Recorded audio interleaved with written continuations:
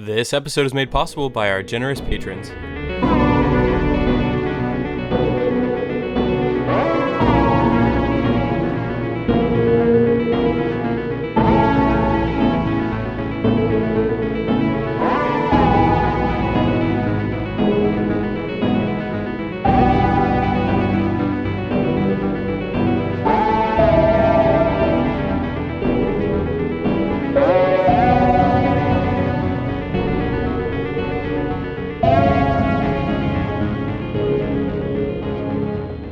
Welcome to episode 126 of the Ink to Film podcast, where we read the book And then see the movie.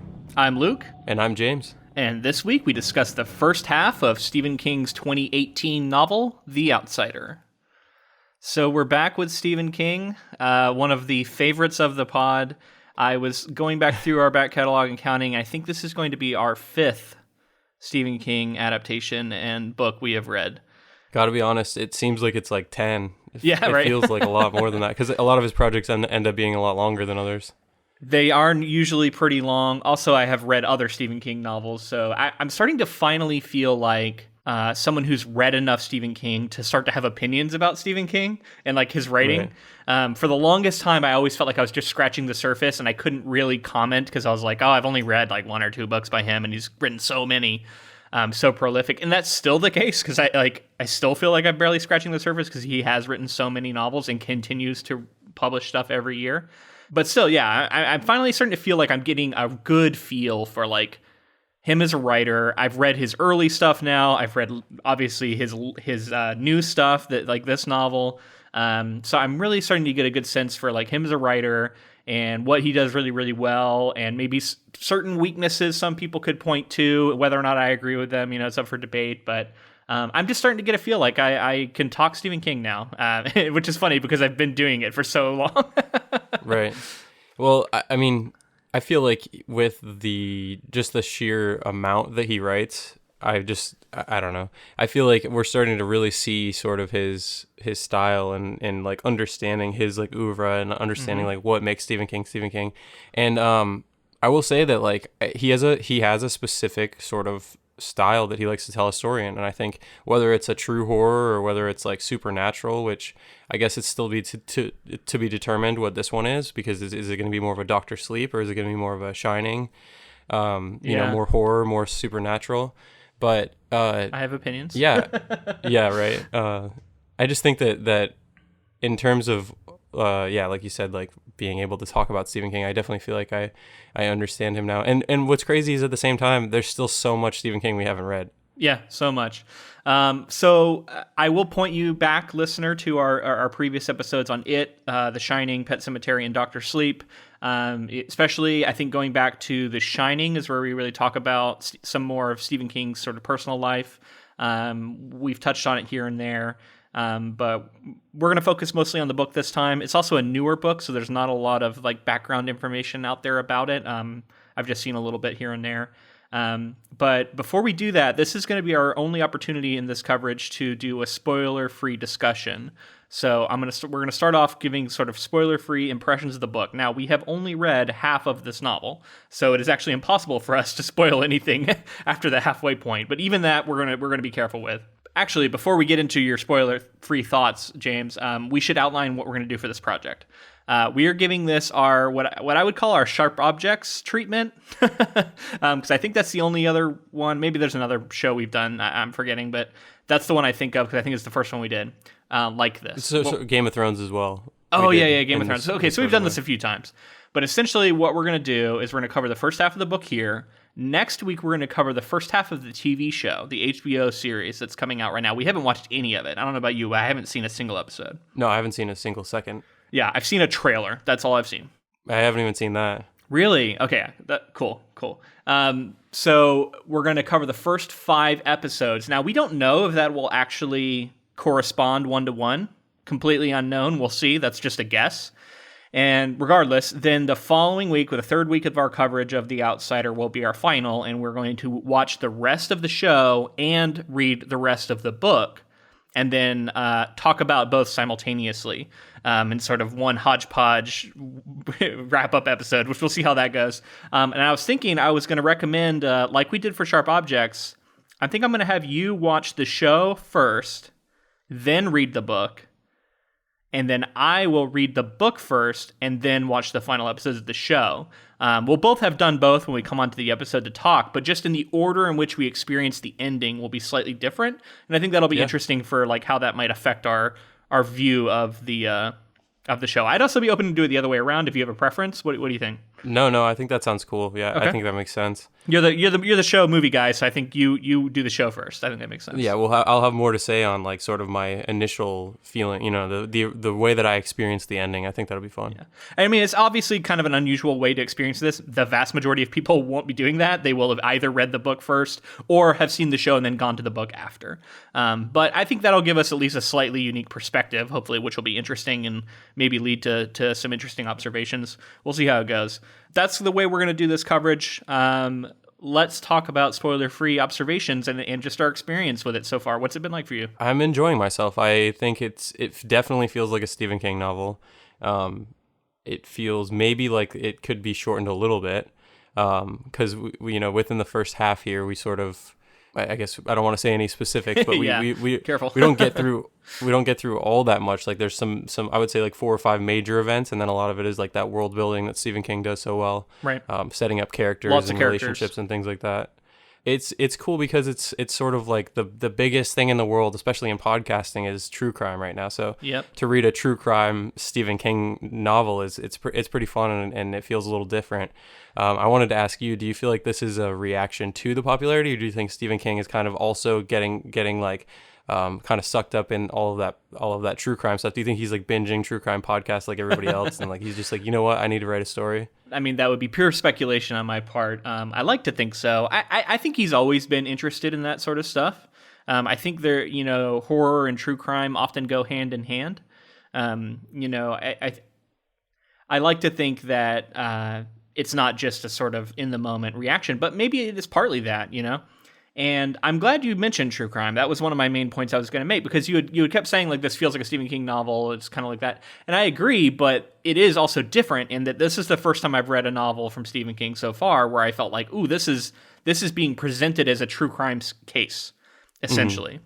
We're getting direct testimony. We're getting like transcripts of conversations. We're getting all this stuff, which is a cool sort of like it blending the lines where you could almost forget that what you're reading is actually fiction and that this isn't something that really happened, which I like that. And because of that, I was feeling, I don't know, I like true crime. I listen to several true crime podcasts, watch videos and stuff. It's a fairly recent thing for me that I've gotten into, although I've always been sort of someone who's been somewhat interested and dabbled in that stuff and read and you know, liked documentaries and stuff. But I'm very familiar with it right now. And to read this book right now, it's playing right into, like, I literally think I was listening to like the most recent Case File episode before we started this book, and it was like, oh my gosh, this is like more true crime.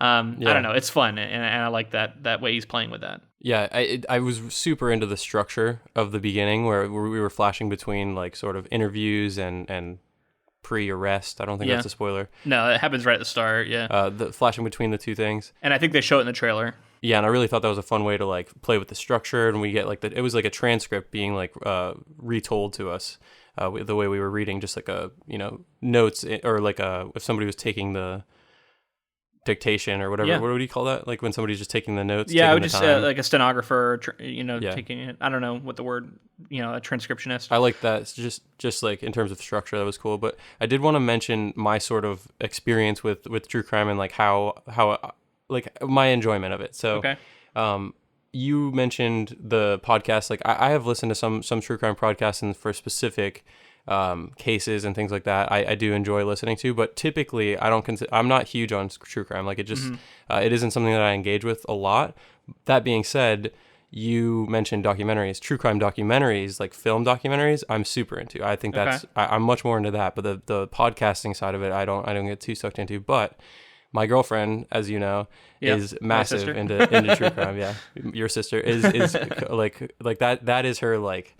that is her hobby. She is so steeped in that stuff, and anytime I just turn to her and I'm like, so what's up with this guy? And she's like, got everything, when they were arrested, like yeah, what happened. she's way more into it than I am too, so she knows a lot.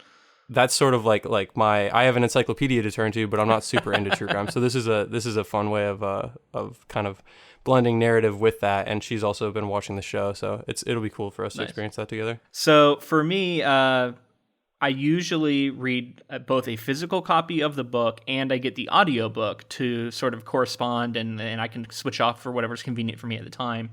I am a fan of audiobooks. I do enjoy that format. And some people might argue that it is not like a quote unquote true reading of a book. And I would disagree with those people. However, I will grant that it is a different reading of a book. You are going to be influenced by the narrator and the choices they make. You're also being told a story in sort of a very natural way, like, going back to ancient times when people would tell stories to each other around campfires, or even modern day. I think it is a natural form of storytelling, but it is different than reading words on a page. And so I'll grant that it's different. I don't like people who are sort of elitist about it. But regardless, let's set that aside. This time, my physical copy is in a warehouse right now because I'm having a remodel done and it ended up getting packed. All this stuff. Long story short, I don't have my physical copy of the book, which is frustrating because I did buy it, knowing we were going to cover this a few months ago. Which was a mistake on my part to let it get packed up. But regardless, I've only been listening to the audiobook. So my only frame of reference has been that. And I wanted to shout out Will Patton, who is the narrator for this. And do you know he's like an actor who's been in a bunch of stuff, and including one of the projects we've covered. He appeared in briefly in Jesus' Son. I don't know if you remember him in that movie. Yeah. The other thing about him is that I mentioned on our Dr. Sleep coverage, the way that I was consuming the story was through the audiobook. Yeah. And I think he's like sort of the narrator for Stephen King novels at this point. He's done a few. Yeah, he did Dr. Sleep as well. Yeah. So that like sort of the voice was very familiar to me. It felt like, specifically because of that reference that I already had to pull from, it felt like, just diving right back into another Stephen King story, and it felt familiar just from the narrator. And I think remember Michael C. Hall narrated Pet Sematary, and I think he's gone on to do some other ones too. So I think King might use different narrators, not just one. But Will Patton has maybe more recent ones. Some of the more recent ones, maybe this guy's been. It's pretty amazing he's getting these actors coming in. You know what I mean? Like not just not audiobook narrators, like legitimate actors that you recognize from things are reading his books. It's pretty incredible. Something while we're talking about it that I have to mention, this is such a phenomenon for me where whenever we are covering King for the podcast, it reflects my life in some way, and it's always super eerie. Have you seen The Doppelgänger? Not yet.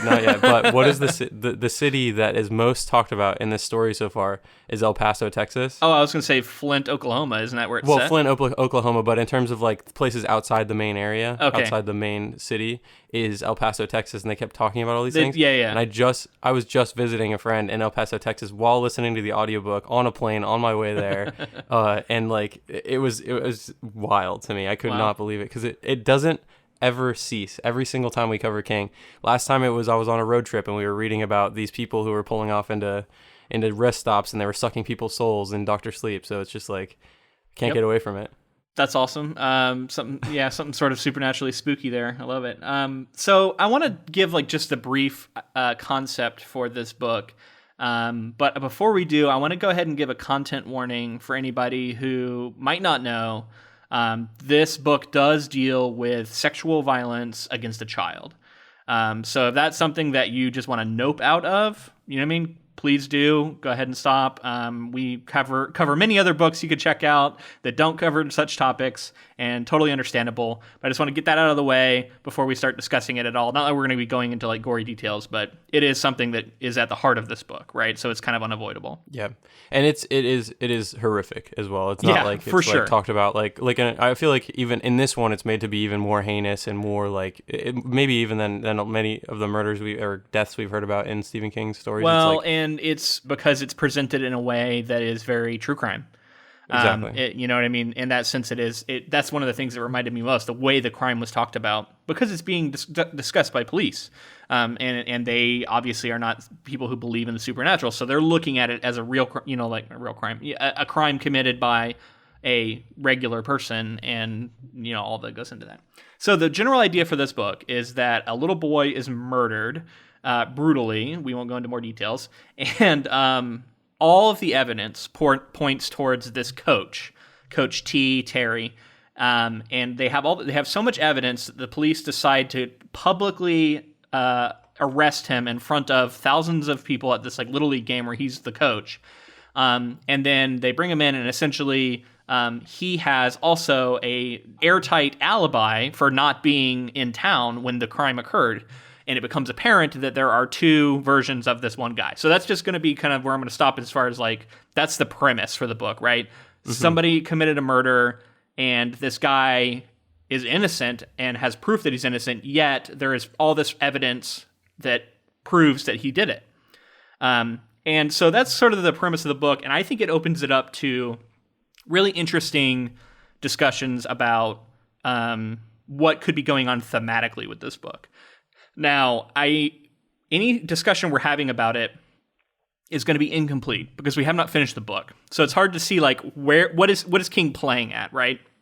And a lot of it's going to depend on where the narrative goes. But early on, I think we can tell that anytime you're dealing with the doppelganger phenomenon, it seems to me like you are talking about sort of metaphor for our darker selves, right? And it's kind of like the Dr. Jekyll and Mr. Hyde thing, although they were quote unquote the same person. But it's the same kind of concept. They reference Edgar Allan Poe in the book a lot, and how he's written a story about this, and there are other references. And yeah, it's the idea of a doppelganger as sort of a manifestation of the evil that all of us are capable of. Is sort of an interesting phenomenon. And so I think that's going on here in the book. Yeah, what are your thoughts on that before? Because I do think there's more going on than just that, but I think that's a part of it. And what are your thoughts on that piece of it? I like what you said, because that was definitely something I wanted to talk about, this sort of the idea that if something did inhabit or look just like you, and the damage that they could do to your life, and what the things that even the worst killers in the world wouldn't do. The worst people in existence, some of them have done some things similar, but just just showing what the absolute worst outcome could be. I don't know, like you said, it shows the potential of people and what, I don't know, what evil exists in the world, and there was something that's kind of stuck with me. Are we doing? I don't think this is really a spoiler anyway, but there's this pregnant woman that spoke about, and they talked about how the baby was just ready to come out. She's any day she was gonna give birth, and one of the characters was talking about how if only the child knew how dangerous and how gruesome and just brutal the world is, how they wouldn't want to come out. And yeah, I think that's definitely a recurring theme in this. Well, and that's a good point. This book is bleak, right? This is one of the darkest King novels I can remember. I liken it maybe to Pet Sematary in that way. It's a very dark one. And to me, I think solidly horror, in my opinion. It is not necessarily supernatural right away, because at first you could be forgiven if you don't know who Stephen King is. There are people out there like that. You pick up this book, it's the first book you've ever read by this Stephen King person. I wonder what it's about. You could be forgiven for thinking this is a thriller mystery that's going to have an answer to it that is not supernatural. And then over the course of the first third of the book, there is a lot of heavy implications that it is supernatural. But it's not immediately obvious that it is, right? Mm-hmm. It is a dark crime with a bleak sort of worldview, and the repercussions of it and how it affects everybody involved. It's just really dark, and it reminds me of some of the more troubling true crime you'll read about, and it's I think presented that way on purpose. I just wonder where the line is drawn with, I don't think that anybody would be wrong in thinking that this is horror or just supernatural. I think that you could get on either side of it, because it's not necessarily, there is clearly a creature, and we'll see how horror that creature becomes later on, and if it does lend itself to that sort of thing. But regardless, it kind of reminds me of like a True Detective in the way that like the crime is so, it's like the ritualistic, horrifying crime, and it's horror in that way. Well, and it depends on how broad you want to use that definition. You know, we've talked about with romance is the same way, and I am someone who likes to broadly apply the term. I think that True Detective, you could say, is a horror story. And you know what I mean? Even though it's arguable that nothing really supernatural happens in that, just because of like, that's the feeling it is eliciting in you. And that's kind of like the main definition for me is like, is it trying to make you feel horrified? And is that the pervasive feeling throughout most of it? I think those are kind of the two things. And for me, that is true here. And that was one of the things we did talk about in Dr. Sleep, where in my opinion, that was not the main feeling it was going for. And that's why I made the distinction of calling it more of a dark fantasy. Now, maybe that's bullshit. Maybe it should all just be horror. I don't know. There's also horror that is humorous, and there's horror that does all sorts of other things. So I won't pretend to be an expert. That's just kind of my own, where I'm at, when I think about horror and what is and is not. And then you also see this bullshit discussion with film where it's like, oh, this movie is beyond horror. We need to call it something else. It's not horror. It's something, you know, and they have some sort of bullshit term they come up with because they don't want to call it horror because it likens it to Friday the 13th or something schlocky, right? You see this with some of like, you know, like Jordan Peele's recent work and a lot of these like quote unquote highbrow horror that's coming out. And luckily, I think most of the filmmakers scoff at the idea, call it bullshit, and say, no, this is a horror film, because they rightfully recognize that it's elitist. Exactly. And like someone like Jordan Peele, a filmmaker like Jordan Peele, I'm sure would love his films to be compared to even schlocky horror movies like that, because it is part of like, it's all part of it. It's all like the broad range of what film means. And I like genre is weird because it's like putting things in a box when like really like everything's breaking those boundaries constantly. Oh, the boxes are illusions. Yeah, no, you're totally right, man. And you know, that's like another whole discussion we could have and continue to have about like what it means to be in a genre, and especially today's day and age where it feels like there's so much genre blending. But I feel like this is solidly horror. And in fact, if not for a couple of sort of, there's been a couple of release valve moments for me that helped take away some of the stress of this. This has been one of the more frightening, maybe even the most frightening Stephen King novel I've read so far. Wow. Now, and that says a lot, but let me explain a little bit. For one, The Shining, which a lot of people look to, is a movie I had seen before. So when I went to read the book, it didn't hold a ton of mystery for me, even though it is very different. So while I found it frightening, and there were moments definitely that were very scary, I'm never going to find something as frightening when I know where it's going. Then there's It, which I liked as more of like a horror epic, but I'm just not much of a, like, I don't have a fear of clowns, which a lot of people really, really do. And so a lot of the Pennywise stuff, I appreciated as a fan of horror, and I found it frightening on its surface, but it wasn't having the effect of like sitting with me and making me think about it like after I was done, and like, you know, giving me chills, like, and that's going to be such a subjective experience for everybody. I'm just speaking purely from my own experience. Right. I think real quick, the thing with It is also some of the scariest stuff is when you're not sure that it's like this like otherworldly being. Like when there's like something, when there's a clown in the drain killing Georgie, like that is probably some of the scariest stuff, because it's I think it's rooted in the real world. Yeah. And I think that's what this story is doing well. It's like very much rooted in the real world, which just brings so much immediacy to it, and you're like, well, the crime feels like something that you would hear about. It's like, yeah, so it's very human in that sense, even if the thing doing it is inhuman. Which, like, I guess we actually don't know for sure yet. So, and that's, you know, hopefully that's not a spoiler to say that there is sort of this question. But, I mean, it's a Stephen King adaptation, Stephen King novel. It should be understood. I guess I do kind of want to get to the point where we can start talking more spoilers. I definitely want to talk about the fact that Stephen King wrote this like 2 years ago, and it's currently being adapted, and it's on TV on HBO. It's like, that's crazy, right? Unbelievable. It just like blows my mind that like he's writing something and then immediately goes into production. It came out in May and it was optioned in June. It's so crazy. So 1 month later, optioned. There are moments in here which makes me wonder if maybe there was even some conversations going on during the writing of this book, which we can get into. I don't know. I don't know if you saw it or not. But it might be kind of a spoiler, so I'll wait. But we can revisit that. But yeah, I mean, you're right. This is a very fast turnaround, incredibly fast to have a book come out in 2018 and be adapted in 2020.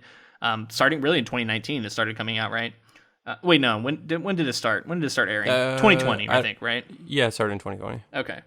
I think it's as scary as anything I've read from King. So if you're somebody who's worried that King has totally lost his touch, and he's not as frightening anymore now that he's later on in his career, I disagree with that. I think this is as frightening as anything I've read from him.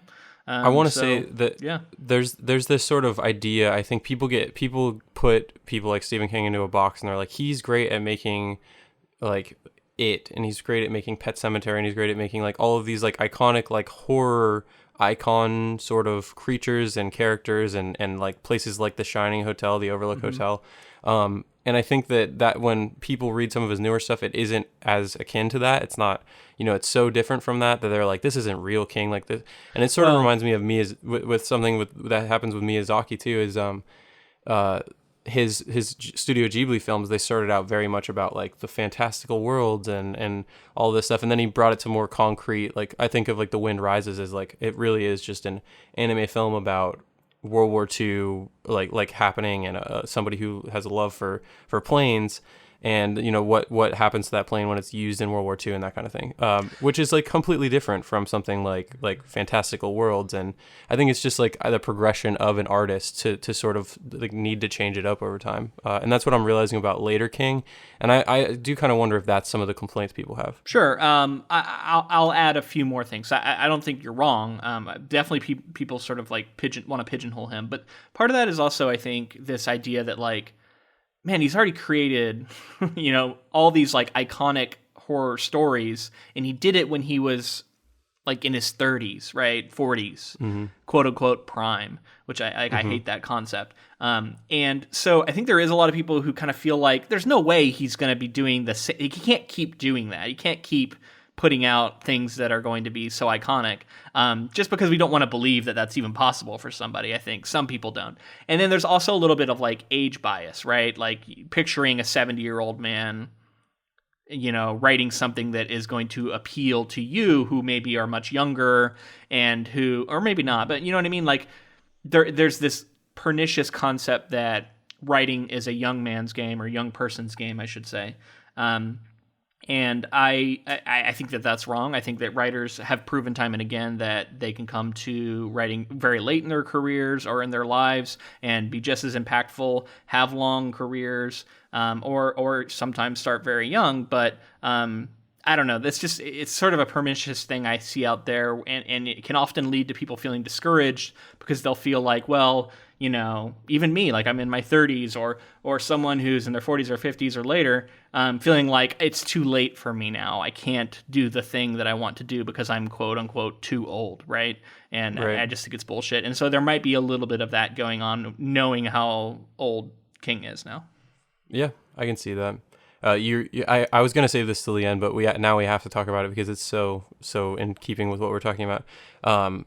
There is a character who's introduced that talks about Stanley Kubrick. Yeah. And they're specifically saying they're watching the film Paths of Glory while they're on the phone with somebody, and they're like, let me turn this off. And they just happen to mention also that, they find that it's much better than The Shining and Barry Lyndon, and that it's because younger artists are more likely to take risks. And I think that's really like that sort of commentary that King built into this story here. He's aware of it, and also he wanted to talk about Kubrick a little bit. So, well, maybe he's having some fun with it because it's I don't know. I feel like it's such a famous story that like maybe he's just playing with it a little bit there. Like I don't know. He lives to do this at this point. I'm fully convinced. I've talked about it on past episodes about like the sort of relationship between Kubrick and like the I truly believe that King, after everything's been said and done now, after all the shit that he's talked, he really is willing to believe that like Kubrick made a fantastic Shining film, and that like there's some fun being played here because there's that narrative now. So he's like, when he was younger, he was making his more vital stuff, and as it went on, it wasn't quite as risky, and The Shining is just not quite as good as Path of Glory. And this sort of idea of even like he's acknowledging the greatness of Kubrick here, while also kind of like taking a little stab at their sort of whatever history. Sort of relationship they had. Yeah, and I contend that I still think it's possible he dislikes that movie. He's rooted in. I think he is so rooted in his vision for that story, and I think he was more hopeful that he was going to get a more faithful adaptation. And Kubrick put such a spin on it that it just rubbed him the wrong way. He has said later that he recognizes it now more for its merits, but I don't necessarily think that means he's come around to like the adaptation. I think he may still dislike it. But it's kind of a conspiracy at this point. You know what I mean? Like maybe he does, maybe he doesn't. I don't know. Some of the time I think that it's like I don't know. I think he's so biased towards his stuff that he's not willing to look at things critically, because I have heard him come out and say, this is an incredible adaptation. This is such a good story. You guys are going to fully enjoy it. And then saw the adaptation and was like, that was pretty trash. Stephen King. Like, sorry, you backed that, but you won't back Stanley Kubrick and The Shining. And like I will agree that King has impeccable tastes, I think, in his writing. I think he recognizes really good literature, and I think he knows how to make good books. His taste in film may be more debatable, especially when it comes to his own adaptations. I think sometimes he looks at it through rose-colored glasses because he's seeing something he wrote come to life, and that's sort of like boxes A through C that he needs to have checked to like something. Is like, is this the thing I wrote? And then like other parts of it that might detract from its quality aren't as important to him. So anyway, we're getting into the weeds a little bit. So do we want to dig into a little bit of the idea that like when you're younger you take more risks? Do you think that's something he's reflecting on? Do you think he feels in any way that way, or do you think that he's kind of like making a joke about it and pushing back against it? I think more the latter. I think he is proposing that knowing full well that he is an artist late in his career making things, and he's probably had this criticism leveled against him. And I do think it's fun that he's using it through the lens of a filmmaker who he has been critical about and has maybe even said such things himself, right? Like, it's just a nuanced sort of like complicated way. Like, he's admitting that maybe he's even felt this way himself over time. And I can't imagine that he's not. He is definitely aware when he's writing that is something people are saying about him. Oh yeah. Yeah, that's why I just thought it was fun to like kind of really dig into and think about like what he's been saying, what he's said about Kubrick and where he's at now, and sort of like looking at an older man later in his career. So I just thought that was something really interesting that was really right at the end of our reading here, at the end of the first half. Absolutely. All right, so let's move into spoilers. So full spoiler warning, anything's fair game. If you haven't seen or read or anything, go do that now. I think it's clear to say that we're enjoying this so far. We haven't finished it, but I would recommend it, especially to Stephen King fans. Check this one out for sure. So I'm going to read I have a 3-paragraph summary where I'll do a paragraph at a time and we can sort of react to it. So in Flint City, Oklahoma, police detective Ralph Anderson arrests popular teacher and Little League coach named Terry Maitland in front of a crowd of baseball spectators, charging him with raping, mutilating, and killing an 11-year-old boy. Maitland hires his friend and lawyer Howie Gold to assist him, but Anderson has eyewitnesses and clear forensic evidence pointing to his guilt. In the meantime, eager reporters harass Maitland's wife Marcy and his 2 daughters Sarah and Grace. Okay, so that's sort of a more detailed version of what I already discussed, but what are your thoughts on the sort of the opening to this novel and the setup? I really bought this idea that because it was set up that like the police wanted to arrest him in front of everyone to show the town that it was things were being handled. It was a safe place to live still, give people that peace of mind after this horrific thing happened. And just like they talk about, the officers that were at the crime scene and the way that it affected them, and just it's the worst thing they've ever seen. It was really effective, I think, in setting up the town and like where everybody's at. With that, and then how guilty this Terry Maitland seems. Well, and what we learned that there's a personal connection with Ralph, and that his son was previously coached by this guy. By Terry, yeah. So he's playing with with a crime this heinous, what it does to people, right? and how people lose their minds a little bit regarding these kind of things. And I think that's totally true, right? You look at how true crime often plays out. Through that lens, one of the other major things that's being discussed here, and I think maybe even more forefront, is the idea of false accusations, and false convictions and false imprisonment, right? And sort of the court of public opinion. And I can't help but think of the very opening scene of this book is a scene where there are, quote, two black boys playing, and they see police roll up to the baseball field, and they get out of there, and they're like, you know, we got to get out of here. The police don't care about us, that sort of thing. And to start the book with that scene, I think is a key indicator that he is talking about there's the possibility of injustice in our justice system, right? And the possibility of these false arrests and presumptions of guilt. And I think it's fascinating to take that. And while he's not directly talking about racial politics here, in some ways maybe he is, right? It's a white man at the center here, but he has been assumed guilty before even being interviewed, right? And a lot of that feels like it could be touching on some racial politics, which might anger some people. I don't know, but I think that is going on here. I think that I followed King enough on Twitter for a long enough time to know that this is stuff that he thinks about, and it seems to me like it is in this work. Yeah, I mean, just the idea that somebody who has the alibi, has everything that they need, and like still just like, and what's crazy is like this sort of idea that you're talking about with somebody who's been imprisoned and then like shown to be innocent, but still the court of the entire rest of the world, of everybody in the town, of the sort of area that this person lives, there's still like in the back, whether it's in the back of their mind or whether they're like that person is guilty, whether they got off or not. It changes people's lives, and it could just the act of arresting someone, I think, charging them with something like this is always going to change, whether they're, if they are innocent, their life will never be the same. And Absolutely. Maybe in due part to, the investigation hadn't gone far enough, which in this case, it seems like it hadn't. They didn't do their due diligence all the way, or just snap decisions were made.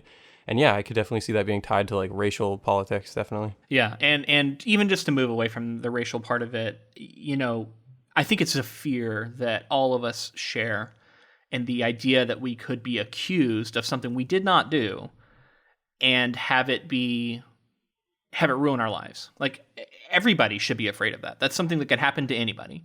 And speaking of true crime, I've listened to several cases recently and honestly just happened to touch on these things where it's like unsolved crimes, and the effect it had on the people who are potential perpetrators of the crimes.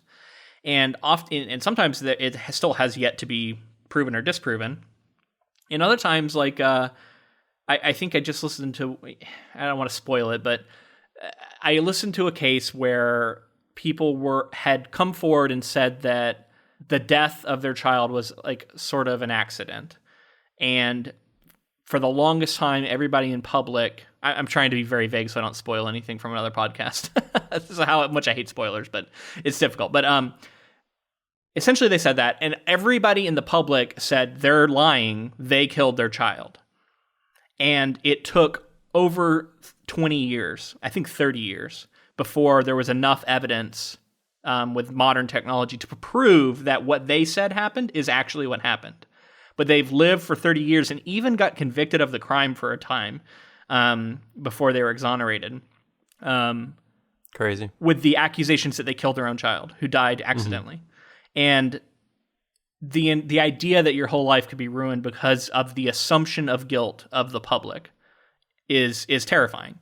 And that's what we're dealing with here, right? Like, that is, I think, sort of the terror that is at the heart of this. And maybe that's one of the reasons why I find this to be one of the more frightening the most frightening Stephen King novel I've read so far, is that such a real fear that I think a lot of people share, and to see it play out here is terrifying. And the idea also of like the police assuming you're guilty, treating you as you're guilty, and feeling vindicated in the way they treat you because of the nature of the crime that they assume you committed. That's just all scary to me, and that's what we're seeing going on here at the start. Yeah. All right, let's move into the second paragraph here. District Attorney Bill Samuels tells Anderson to break Maitland's alibi in order to make this an open and shut case. Anderson discovers, however, that multiple eyewitnesses confirm Maitland was out of town when the murder occurred, at a writers' conference in a neighboring town. Conference site security footage also provides confirmation of Maitland's alibi. Anderson finds a book at the conference center gift shop that Maitland, parentheses, or his doppelganger, touched, and the fingerprints on the book are confirmed to be Maitland's. Samuels encourages Anderson to destroy this new evidence, but he does not. So this is sort of the investigation starts to unfold. Maitland's brought in, and we get proof that contradicts, right? Like we get strong evidence on both sides that contradicting each other. Yeah, and this is where we're dealing with cops that don't necessarily even want to be corrupt, but are like at this point like their jobs are on the line and that sort of thing. So they're like our only option is destroying evidence and like starting to move things, which gets you thinking about all kinds of other stuff when this stuff happens in real life and people are. I think one of the major things to think about is just like what people are willing to do to like maintain their survival or their livelihood or their the status quo. They've already made up their minds that this is what happened. Their version of the story is what happened. So when they find evidence that contradicts it, the impulse to destroy that evidence because you feel like it can't be true, it's going to contradict the thing I know to be true. Therefore, it's better for everyone if I make this go away. And that kind of thinking is absolutely something that you could see happening and sort of destroy the validity of a case. And I love that we see Anderson say no to it, right? Ralph Anderson, I think shows through this act that even though maybe he was a little bit over the top in the way that he went with the initial arrest, like he's a good man and he does believe in justice and he does believe in getting to the truth. And this is sort of the when it really comes down to it, this is him showing that. And I mean, you can understand why he was so passionate about it because, as I talked about before, it was like, you said that the guy coached his son and was very close to him and everything. They have like everything that they need, and they're waiting on DNA evidence to come back that's going to prove it. And they have eyewitnesses, they have everything they could possibly need. And then over time, little things start to pop up, and then they snowball and become bigger and bigger. And we're realizing like, okay, well, he has a perfect alibi, and there was also a crime that has, as we find out, his DNA evidence on it. So how is that even possible? And that's kind of the ongoing mystery here. Well, and I want to stop and take a moment to appreciate again how good King is at really just writing. He's such an excellent writer, and he always has these details that just floor me, and he knows how to use them. He knows how to craft scenes and stories in a way that only works in literature, and he is fully aware of that. So we know that in an adaptation, you're not going to get the same perspective on things. And that's one of the reasons why there's always a disconnect between the things he writes and his adaptations. He does such a good job at like people's internal thoughts and motivations. And that's just stuff you can't really put on screen. I was thinking about a particular scene where I think it's Marcy. The police come to her house for the first time to search it for proof. And I also love that Marcy is like 100% behind her husband, does not believe it's possible, and is like doesn't even entertain it as a possibility, really. Like just for the most part is 100% like this can't be true. Right. And anyway, when she's at the house and they're coming to search it, she has to pee. And the whole time she's just talking with them, she's like, I gotta go. And then like she finally does go. And like I was just thinking about how that's such a like personal, private thing that like you wouldn't talk about. Yet if you're in a book where you're in someone's head, you could totally see that being a real thing. Like this thing's happening and this is such an inconvenient biological reality right now is that I have to pee, yet I'm in this situation where it's very difficult to do, and just how like that would affect the way you're behaving. And I love that it's like such an internal moment, and it creates this weird tension throughout the entire scene that is already tense. I just thought it was brilliant. Well, not to mention you brought up the idea of the doppelganger inside of all of us, the person who is like willing to do whatever, like just like lash out and what we're capable of. And throughout this entire scene, we see Marcy in that light. In the internal monologue, we're getting her saying, like, as she pulled up, they were like, sorry, you're gonna have to park on the side of the street. And she's like she wanted to like reach out and grab somebody and like scream out of the window and say like, you're in my driveway. And then like later she has all these thoughts about the things she wants to say to this pregnant cop who's like going through her stuff, and how she's like, yeah, like I hope you die. I hope you lose your I baby. hope your baby dies. Like like she's thinking all these things that she could say, and you can't get that in adaptation. You unless you have a like narration over top of it, but it wouldn't be the same. And I love connecting that to the idea of the doppelganger, man. That's I think that's perfect, right? Because that's exactly what we're talking about, like the darker aspects of ourselves. And you can even take it a step further into sort of abnormal psych and talk about the phenomenon of like dissociative identity disorder. And how literally people dissociate from a version of themselves that version is the one committing crimes, and they maybe don't even have any knowledge of it. And how our legal system is not really equipped to deal with that. Whether or not it's even true is up to our debate, but that is like an example of like a real life situation where you could almost argue that it is a doppelganger version of yourself going around and doing shit, and how terrifying that would be if you had no control over that and you had no memory of it, yet there is a version of you doing horrific things that you would not, co-sign on. And all the spectrum, right? Like even just down to like the average day-to-day moments, like you said, where like you think about something. Yeah, I think all of us have this moment, right? Where we think about some sort of like crazy thing we could say that would really hurt somebody and go like, that's totally not warranted, or that's not me to say that sort of thing, and then say like, I'm not going to say that, and like you get rid of it.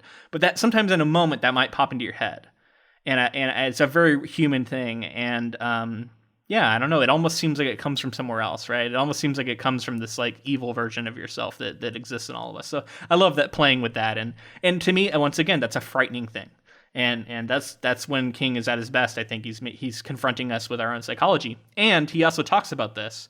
With, I think it's Ralph's wife, brings up Edgar Allan Poe and how he's got this reputation. It seems kind of like he's talking about himself here, but Poe's got this reputation of writing these supernatural stories, yet he's like, the thesis is that he is actually writing about our own psychology. And I can't help but think that King is maybe talking a little bit about his own writing here, because so many people have compared him to Poe as far as like a modern Edgar Allan Poe, that kind of thing. Yeah, I totally see that. So all that to be said, I do think there's a lot of psychology being discussed here, and I think that's a great example of it, like you said.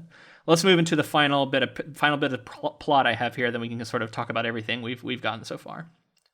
So despite evidence that Maitland was in two places at once, Anderson still believes that Maitland killed the boy. Maitland is shot to death outside the courthouse by the older brother of the victim, who is subsequently shot and killed by Anderson. Anderson is placed on administrative leave, and the district attorney decides not to seek re-election. That's basically where we end. There's one more moment where he goes and he calls this Holly character to sort of enlist her help in the case. But yeah, that's everything we've read so far. I saved it for last because that is, I think, the most shocking moment so far. I did not expect Maitland to die, but he dies. Pretty crazy. Yeah, I mean, the story clicks over into a different sort of story at this point. Like, we click over to, okay, so now he's dead. The evidence clearly shows that he was. We also get this video of him in like this seminar that he was at, or this conference that he was at, where he asks a question. It's so clearly him. They have the DNA evidence on the book that shows that he was there. So how is it possible that he was in two places at once? And that's like that really breaks open the story. And but to jump back to his this being the most shocking moment, this family that is like it, and I think it's kind of hinted at, but this family like seemingly has like this shadow over it. You're talking about the Peterson family? The Petersons, yeah. So their son is murdered in a completely gruesome way. The mother drops dead of a heart attack. Yep. The brother then goes and tries to kill Terry Maitland and fails. Or actually, no, succeeds. No, succeeds and then dies. Yeah. Gets shot by Ralph. That shooting was also really crazy. It was, the description of the kid dying was super brutal as well. Yeah, for sure. That was crazy. So and then on top of that, at the end of the last remaining member of the family tries to hang and kill himself and kind of fails, but he's in a coma and probably will never be the same. Yeah, they said maybe brain dead or having like significant brain damage. Yeah. Yeah. I mean, and this is the kind of stuff that's like you hear about, right, with these true crime events, is like if somebody dies in the family, but then like the repercussions ruin the lives of everyone they know and everyone involved in that family. And, you know, whether it's marriages breaking up, suicides, health problems related to it, it's just he really is showing the way that sort of thing can ripple out. And again, just something that is very true to life and definitely affecting here. And I think he's deliberately doing to sort of evoke that. But yeah, that moment where the shooting happens, there's a lot that goes down. There's also this man with burned hands and a yellow something around his head. And the main detective, Ralph, and others remember this happening, but when they watch the footage later, they can't find the man. And there starts to be this implication of the supernatural, right? We also get the youngest girl, Terry's daughter. She sees a man outside of her window who has quote unquote straw eyes. Yeah, straw eyes is a weird. I can't even imagine what that is. What does straw eyes look like? I don't know, but it's creepy, man. Wait, like straw, like as in like hay straw? No, or straw, I think like a couple of straws poking out. That's what I thought too. That's what I was thinking, and I'm like, I don't even know what that looks like. Yeah, I know, right? And then like lumpy, they're like lumpy, and they have straw eyes. Play-Doh head. Play-Doh head. Pretty creepy. So seemingly both the one daughter is in denial about seeing it, but the youngest sees it. And then tells the eldest, and they both see it kind of, but the older one's in denial about it. Couple crazy things here. As he's trying to hang himself, the Peterson father like sees the same kind of thing: straw eyes, Play-Doh. So face, we know that two unconnected characters have both seen it now. So it's not a figment of one of their imaginations. Yeah, things are going on there. And then we get nearing the very, very end. We get he actually does he call her or just show up? No, he just shows up and tells the youngest daughter to tell Ralph to stop investigating or else bad things are going to start happening. This mystery man, yeah. He shows up in like a moment that she thinks is a dream. He's got like a changing shirt and does not look burned, but does have tattoos.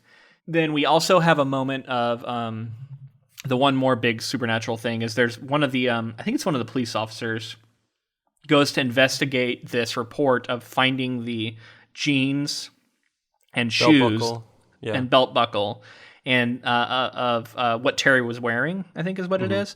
And goes out to investigate it and has this moment where like he feels someone come up behind him in the barn or wherever he's at, like looking and like touch the back of his neck, and then he's frozen. He can't. He's like move, frozen with fear. Very scary moment. Like just like he knows he should move, but he can't. He's just so terrified. And then when he does finally turn around, there's nobody there. But like another moment where it feels like there was some sort of manifestation, and there is a sexual element to all of this that adds just a layer of gross creepiness to it. Right, it's like caressing and sort of like there's something there for sure. Well, and the crime was sexual, and we've seen like there's like this weird semen stuff everywhere that has turned things black. Yeah. It's so I think that adds a seediness to it that isn't always there, and man, it is creepy stuff.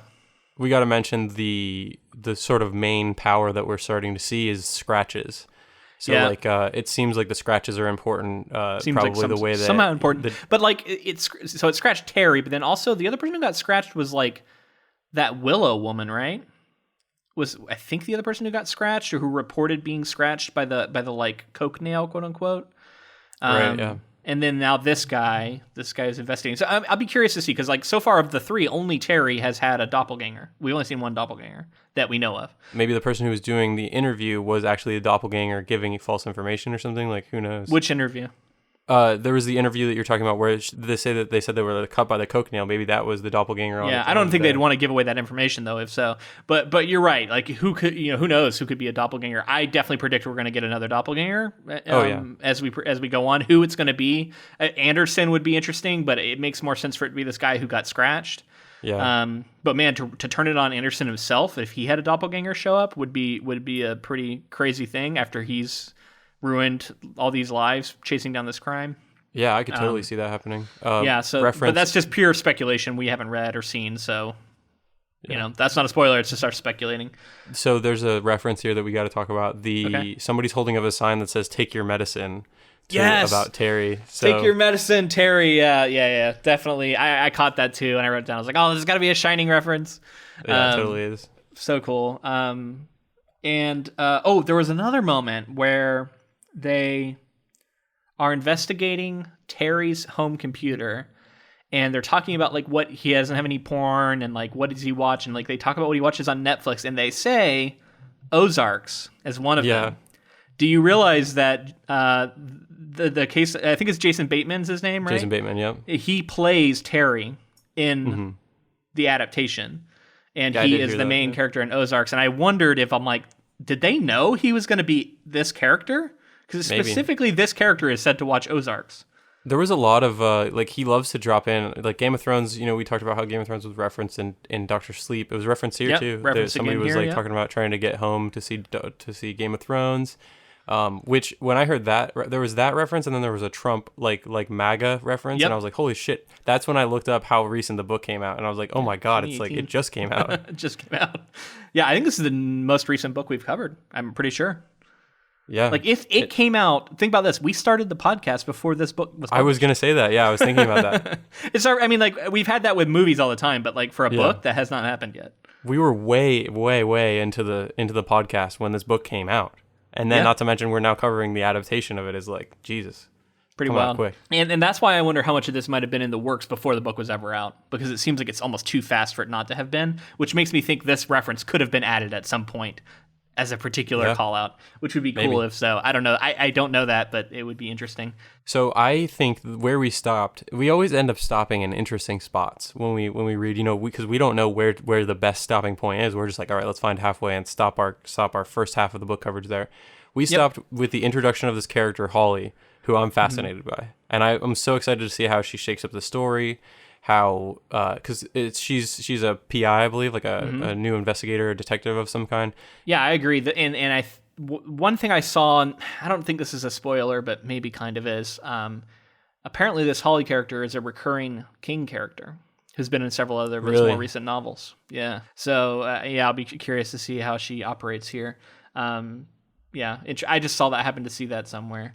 Have we seen that like a character that's going to be this important to the story be like from another story of King? Like I feel like this is Dick Halloran. Dick Halloran, although he was a minor character mentioned in it, he then becomes a major character in the Shining. He was like not, but she's going to affect. I think she's going to affect the plot in this one. You know, like she's actively going to have a huge role in this. I assume. Yeah, I don't know, probably not, but I mean, also we haven't read that much King, so maybe this does happen sometimes. So I want to talk about the one thing that I kind of wish King hadn't done. Okay. And, I have been pretty superlative in my praise for him, and he is a writer that I admire. And I don't pretend to know anything about horror even close to what he knows. Just personally, my experience reading it, I found the idea of presenting options for what this could be, including the idea of this boogeyman who is described to like eat children and use the fat to like keep them younger and like all this stuff that we get at one point. These moments where they're trying to explain phenomenon that are occurring, to me, always it relieves the pressure of the story, and it gives me somewhat of an answer. Right. And then the idea of it, there's also even discussion about it being sort of a vampire, right? Yep. In the way it's been biting. And the idea that this could be a vampire, again, makes it slightly less frightening to me, because I know what a vampire is, even if it is an unusual vampire. And to me, there's a fine line, and it's very stylistic, and it's going to come down to what you choose to do. But I didn't want to have any idea connection. What this was. Yeah. I wanted to be completely in the dark, and because the unknown, the idea that it could be anything, and it still could be, granted.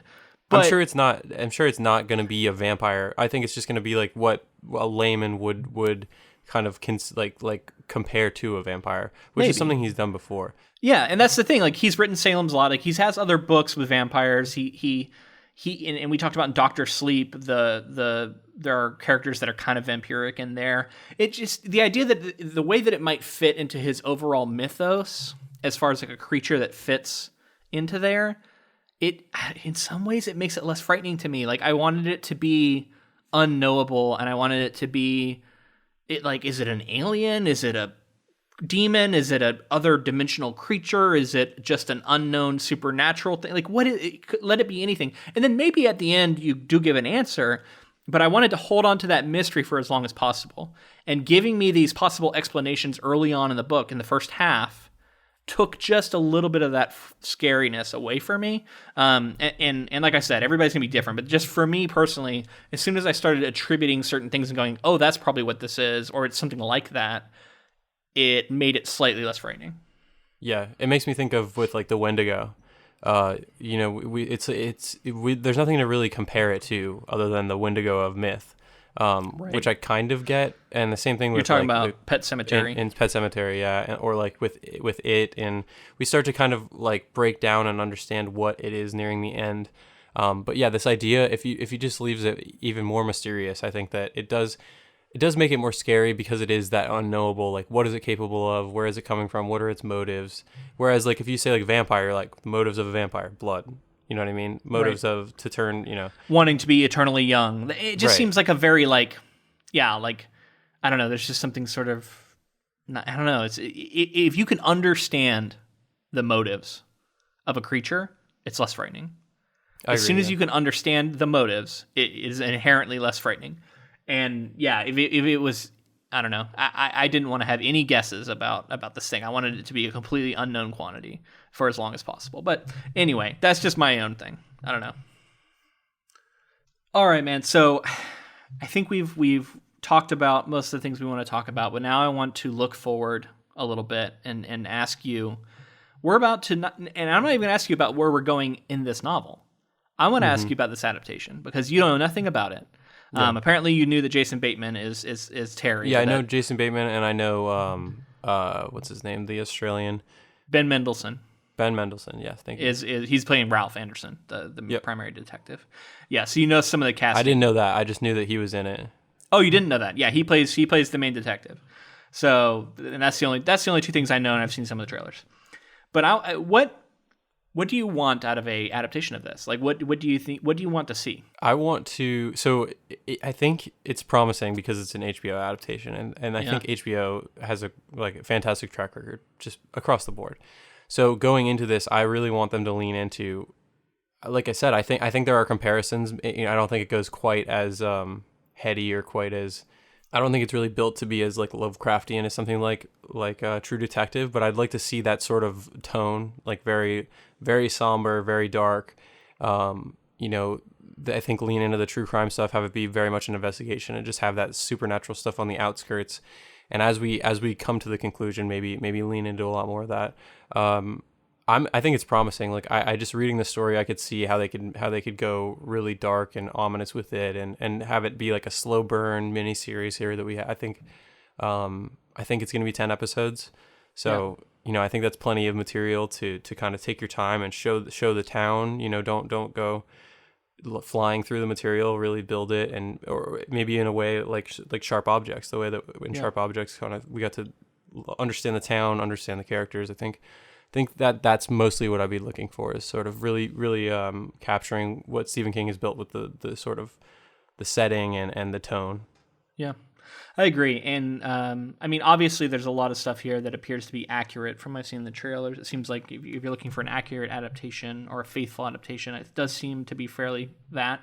But for me, and from doing this podcast for a long time, I have started to feel like I'm less interested in a quote unquote faithful adaptation as I am a good adaptation and one that recognizes the strengths of different mediums.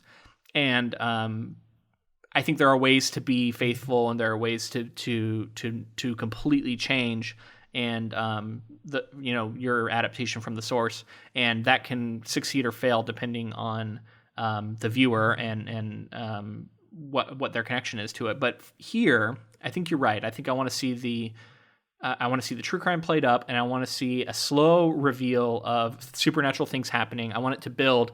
I want less answers. I don't want any indication. Like I said, that's my one quibble I have is I don't want any indication of what this thing is. I want it to be an unknown quantity that is just this double. I don't want the word vampire to appear. I want it to be just this mysterious double. And as soon as you say the word vampire, I think it gives an explanation for something that doesn't need one, and is scarier to not have one. So personally, yeah, I'm hoping they do that, and I'm hoping they maintain that mystery, and then we'll see where the book goes. Famously, King gets labeled someone who does not do his endings very well. I don't know if that'll be the case here. We'll see. I also don't know that I agree with that, but I'll be curious to see, and it wouldn't surprise me if the book ends in a different way than the show ends, just from the track record of how King adaptations have gone. So that's something I'll be on the lookout for, and that's something we can try and choose. At the end of this, we are going to take a vote in which we will each vote on whether or not we thought the book or the show was better. That's something we're doing this season, so look forward to that. That'll be in our third episode. You mentioned really quick, the podcast has made you think of, like a true adaptation. What was the specific wording you used a second ago? Like faithful. A good, faithful adaptation. So I wanted to just quickly jump in and say, the idea behind a faithful adaptation, I think it's also a little subjective. Like, does faithful mean every single event plays out as it does in the book, or does it mean like capturing the sort of essence of what the story's about? Yeah. So I'm less like you said. I think the podcast over time has definitely shown me that like a pure adaptation isn't necessarily the perfect thing to do. I think that you'll please the audience for the most part, usually of the book, but you're never but of the fans of the book in the movie or the show, you might please that audience a lot, but to have something really stand on its own, there are definitely times that changes need to be there, and sometimes there aren't. But I think like capturing the essence and really saying like that really captured what King was trying to capture, I think that'll be the test to see like if they capture that, and then whether they change things or not, as long as it kind of still has that same center, like the sort of reason for the story existing. Mm-hmm. I think as long as that still comes through, it'll be really cool. So we're going to have our bonus episode for this month coming out soon, in which we're going to sort of reflect on sort of how this podcast has affected us over time as readers and moviegoers and so forth. And this is something I'm going to touch on a little bit in that, but I do want to put it here because we're already sort of in it. The idea that the filmmakers who come into these projects are artists themselves. They are not vehicles for medium changes. They are not in here to take a story and just shift medium and give it to you. That is a very mechanical way to view the process. And what is actually happening is another artist is coming in. And if you think about like how fan art is online, right? People take their own interpretations of what a character looks like, and they do it in different styles. And like maybe someone does it in watercolors, maybe someone does it in anime style, maybe someone, and they come up with these like depictions of characters, and it's clearly through the artist's lens of the original material. And I think that's something we always have to keep in mind, is that like when a filmmaker comes in, they are going to interpret it, and they're going to look at it through a lens of their own experience and their own artistic vision, which might be very different from what the author's is. And so because of that, it is always going to be different, and the quality of the art being produced by the filmmaker will affect the quality of the adaptation. And I think, to me, that is way more important than being quote unquote faithful. It is more about the quality of the art being produced by the filmmaker. Does that make sense? It's like a small distinction, but yeah, I like that. In saying that, it's not pitting the two against each other either. You know what I mean? It's only to enhance it's only to enhance your experience of one or the other. And I think that's what's so cool about this podcast too, is like, and I hate the idea that like, oh, this completely, I can't even, I can't stand when I hear somebody say like, oh, I can't even read The Hobbit without thinking about the prequel Hobbits that Peter Jackson created. And I'm just like, right. It should never affect you in that way. It should just be another way to experience it. And even if you don't like it, like there are things in those movies that I think you can be like, oh my, like that exists as in film now. And so yeah, I don't know. I think it's I mean, you touched on a very bad adaptation, right, on purpose. In both of our opinion, yeah. But I mean, you can look, there are many great examples of this because too, there are things to celebrate in both, is what I would say, and it's like the celebration of the story. Absolutely. Anyway, and that's something I want to touch on more in our bonus episode, which is going to be our Patreon exclusive release this month. So if you want to hear more of our discussions of that and more, definitely check that out. Speaking of Patreon episodes, we just released in our previous episode in the feed a previously one of those Patreon exclusive episodes, and that was on the Thing prequel movie. So we put that out there in hopes that people would check it out, and if you're interested in that coverage, you might think about joining our Patreon. And if so, you'll get access to a bunch of other bonus episodes like the one we just discussed. We've also covered other adaptations for like Fahrenheit 451, Jaws 2, so we've done some sequels. We did a different version of Lord of the Rings, which is like this original animated version.